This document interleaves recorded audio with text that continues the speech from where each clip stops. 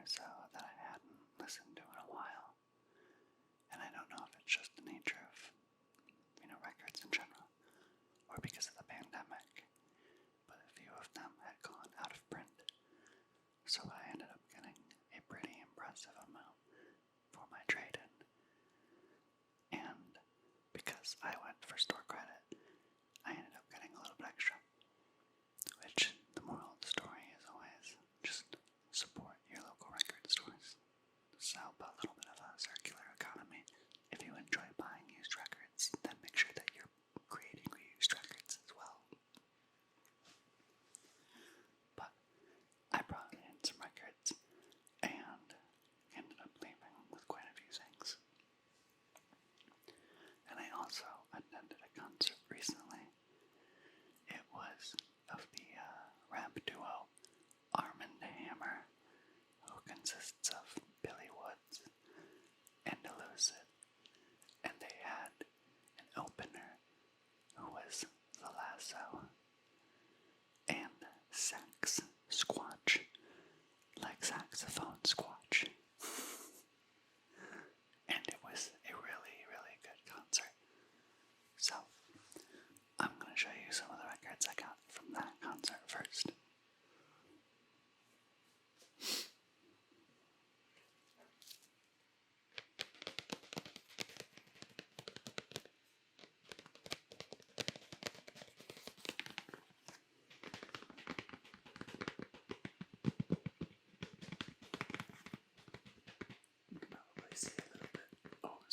You can probably see a little bit of a reflection of everything going on in the record with the plastic. This is Dry Magi, which is a record that just came out this year by The Lasso, Sax Squatch, and Jordan Hamilton. Sorry, Jordan, you just weren't at the concert, so I didn't have your name on the top of my mind. But I actually heard that he was involved in a hit and run recently. So, if you like this record, if you feel like supporting a cellist who's involved with the Mellow Music Group label, which is one of my favorite rap labels right now, then go ahead and check out this record. Go check out ways to support Jordan Hamilton directly, and also The Lasso and Sax Squatch. This record is a really cool sounding blend of saxophone, cello, and electronic production that features a lot of keyboards and kind of like vibraphone sounds. The Lasso has a lot of background in like hip-hop and kind of like industrial beats at times. So his beats can be very frenetic and very all over the place. And so this was a little bit more of like a mellow project for him. He also released an album called 2121 this year, which has got a lot of R&B and soul singers on it, and that album is particularly good as well. That'll probably be on my top 10 list, which you can look forward to. It being like literally a 30-minute video. But this is the color of the record. It is kind of like a creamsicle, yellow and orange smash. So, really cool looking.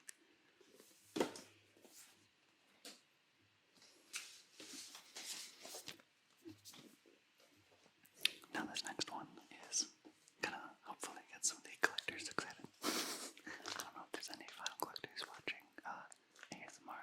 Probably should have researched if that was like a crossover demographic first. But this is the deluxe repressing of Billy Woods' Hiding Places. So this is one of the most recent albums from Billy Woods, one half of Arm & Hammer, with the producer Kenny Siegel, who I mentioned in my very first video, who made an album with the rapper Milo. This album is much more claustrophobic and much more dusty, I think.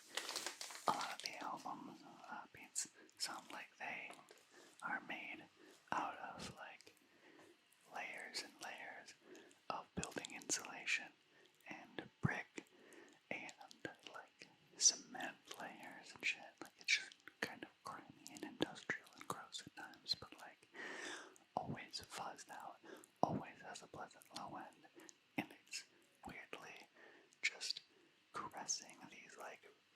insane lyrics by Billy Woods that are just very kind of like personal, but of course very obscured on this project.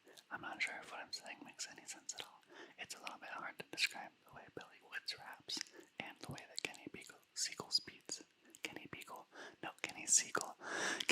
speeds the sound. But this cover has some of the artwork that was in like the inner sleeves the first time, and the inner sleeve of this one, because it's a gatefold, is gorgeous. And this is actually like apparently way out of press.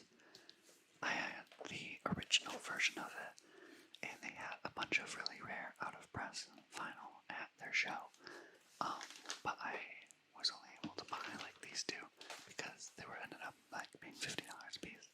And I actually had a lot of the records, like the original pressings, and they had the double LP versions that have the instrumentals as well. This record, actually, The Hiding Places one, has a second record with the instrumentals on it. That's what makes it different, along with the cover from the original edition, because they're trying to make them kind of like art prints, where you can't just extend the amount of prints you're making, you have to make an alternate edition. But those were the concert pics from the Arm & Hammer show. It's really good hip-hop if you enjoy underground rap that's a little bit more claustrophobic and occasionally apocalyptic. But I really don't think that these guys are spinning any sort of like doomsday stuff.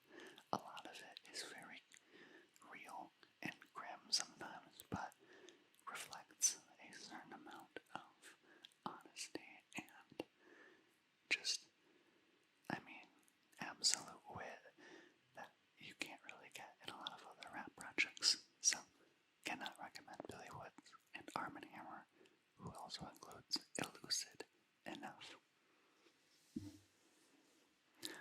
So, those were the only two from the concert. Next, I'm going to pull up some of them that I got from trading in my old records to one of my local shops. Okay, I probably just had to cut this. I just realized after showing this that I probably will get, like, my video taken down if I show this on this video. So I'm going to show the back cover of this. This is the back cover of the new Sufjan Stevens and Angelo De Augustine album, A Beginner's Mind.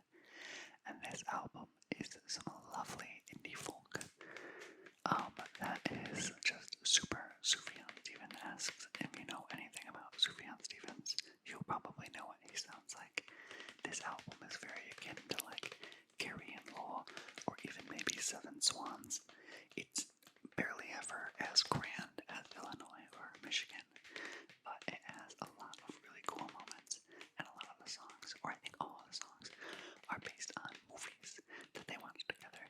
So they were like two dudes hanging out, watching movies, and then each time after they would get done, they'd write a little ditty about it, and they ended up with this little song, or this little album, that sounds like a lot of lovely little folk tunes. This lovely falsetto singing, and just like, it's wonderful. And I'm not going to make that noise anymore because I'm sure that probably wasn't very relaxing. If you want to see the cover, just look it up. I'm sorry that I have to apply the YouTube's rules. It do be making me mad. Countercultural, I'm sorry. That record is colored, but it is a kind of flame, not very metallic gold. It's kind of like a cream color, so I'm not going to pull that out right now because I'm afraid I'm going to drop it. But if there are really cool ones like that first Lasso record, I'll show you that.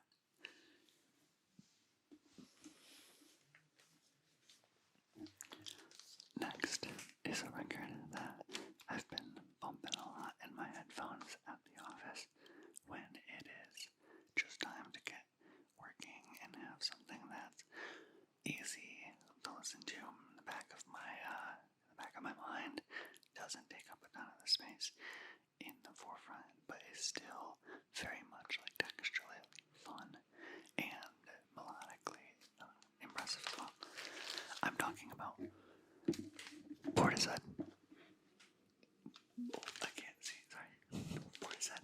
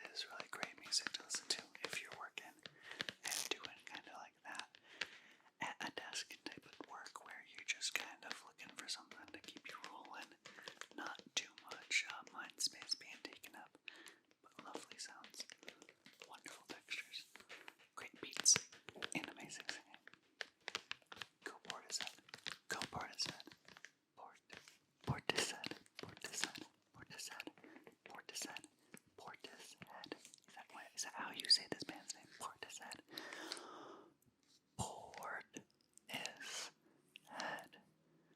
Portishead. Portishead. Portishead. Portishead. Portishead. This no longer sounds like a real word to me.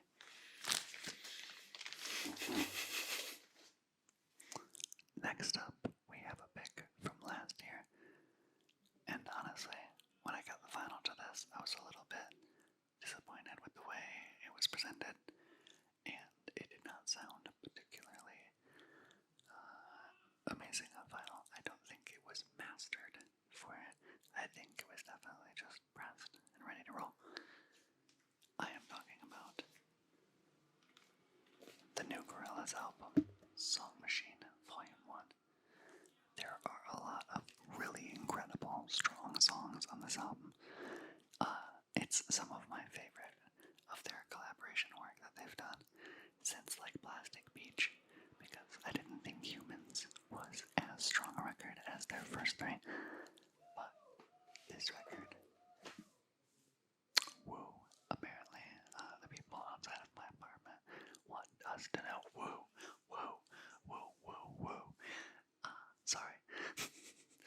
But this record had a lot of really amazing jams with a lot of my favorite kind of collaborations that they've done in a while, like the Pink Phantom with Elton John and Black, because one, who the fuck put Elton John and Black together, and two, that fucking song is such a jam, and one of my coworkers makes a joke every time I play it at work about, is this Count Chocula singing? And I said, it is freaking Elton John. You need to put some more respect on his name. And it's funny because she loves Elton John, but she just has to make a point of doing it every time now, because she did it that one time, and I flipped my lid. So shout out. You know who you are, because that's like a really weird specific story if you are listening to this. And if you are, what the fuck is up? How are you doing? Okay, I have one cassette to show you, and then I have my big final Shibuya, is that like Shibuya roll call? Is that where I'm getting that from?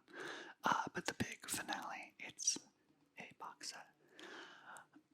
That's right, folks. Box set unboxing. Right here. Second and or third video. Depending on how the editing of that third video, second or third video went. Who knows?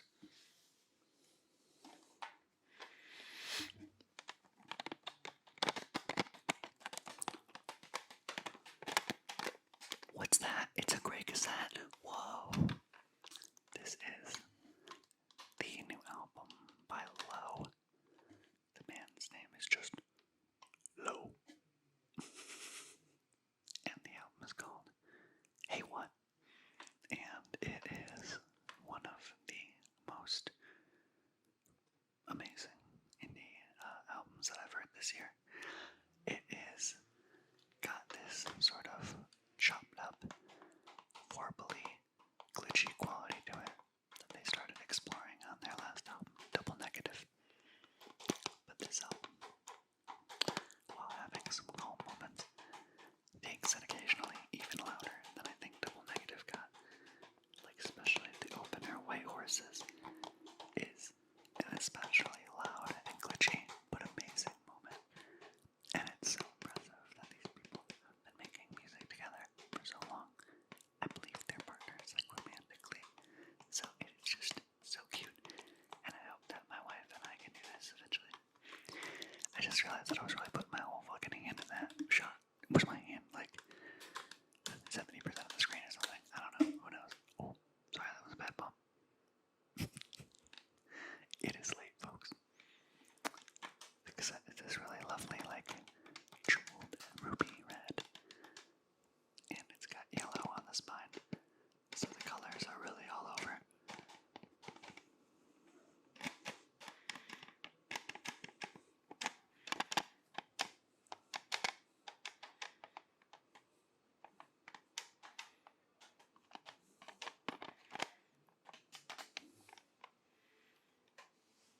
Okay, that's enough cassette tapping. We've made it to the grand finale, and I've got to figure out how the fuck to hold this up.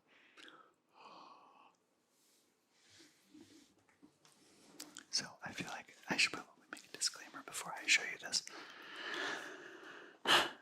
This is a little bit of a sentimental pic. This is a little bit of a silly pic. And it is not entirely serious all the time. Sorry, I had to clear my throat once again. It is not an entirely serious pic, but my wife literally begged me to get it, and so I was not able to just refuse her when I had so much trading cash burning a hole in my pocket.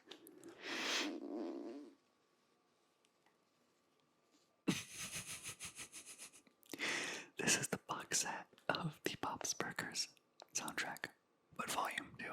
So it's like seasons like 6 through, or no, they're on season 12.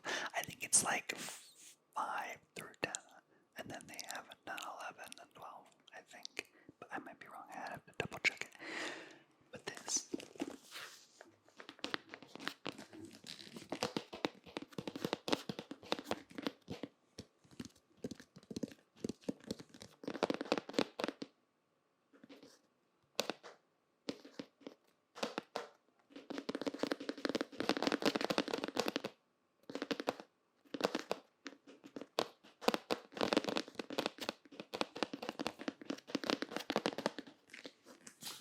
This box set is fucking huge.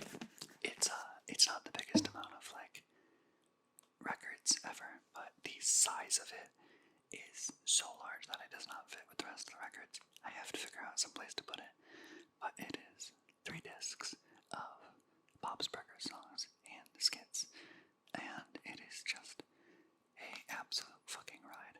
If you love this show, if you like dry comedy, if you like dumb animated shows. Oh, sorry, I'm gonna put it down real quick. And then Bob's Burgers, I cannot recommend enough. It is my favorite show of all time, probably. But it is a little bit more manageable to move around once you get inside of it, as in inside the box set.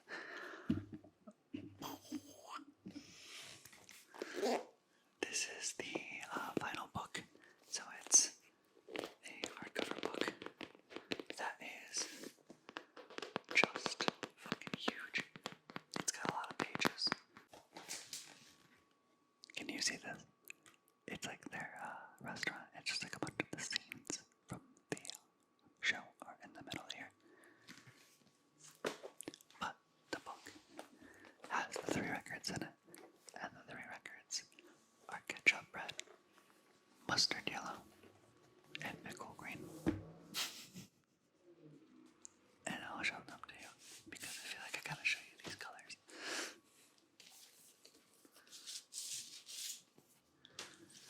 So here's the first one. It's the ketchup bread.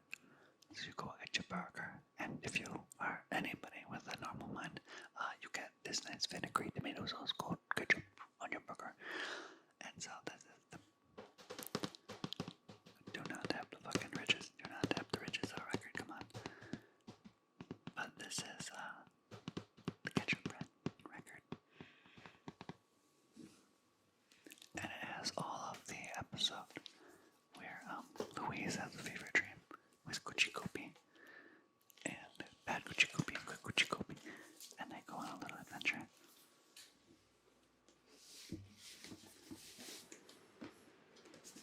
Sorry if that just got noisy. My air just kicked back on. Next up, we have this mustard yellow vinyl. I don't know if this is exactly what mustard color looks like. It's kind of like, maybe this is a little bit more Dijon, or like maybe French's really do be that yellow, but it does not necessarily match the sleeve. So I'm like, what's the real mustard and which one? Sorry, I'm really struggling here. Which one is the false mustard? That was a pretty loud. Oh, I'm sorry about that. And then the last one, the last record, is pickle green. In its own way, since it's a record and it's circular, it kind of is just a pickle, you know. So here you go, pickle slice. You can see through it. It's a deep green pickle. Who knows? Maybe it hasn't been burning for very long. Maybe it's a little bit cucumbery. What type of pickle do you like on your burger? I'm not gonna lie, I know that dill is like the automatic answer, but I kind of fuck with bread and butter pickles as like the best pickle, low-key. So here it is, one more time, and you can see there's a little bit of like spot gloss on it. It's pretty nice.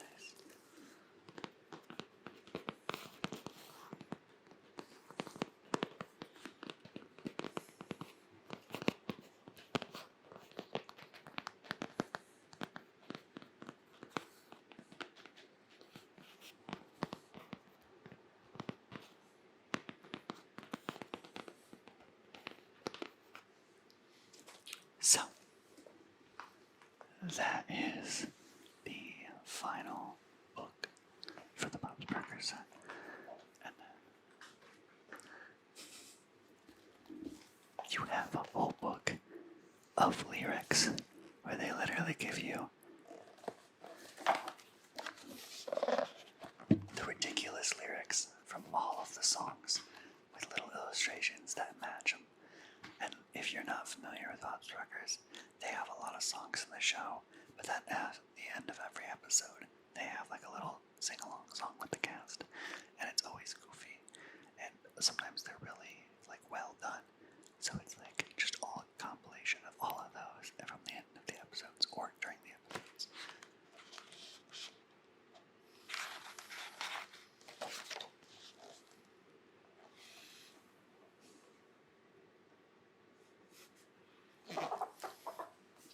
It's just so good. I love being able to read the lyrics and just see that they're just absolutely absurd and they don't actually make any sense. It just makes me laugh so hard. I absolutely love that show, and I hope you do too. And also coming to a water bottle near you, all of the characters on stickers. There's just sheets and sheets of stickers with the characters on them in all their different little poses. So I'm gonna put those everywhere. And then there's like two humongous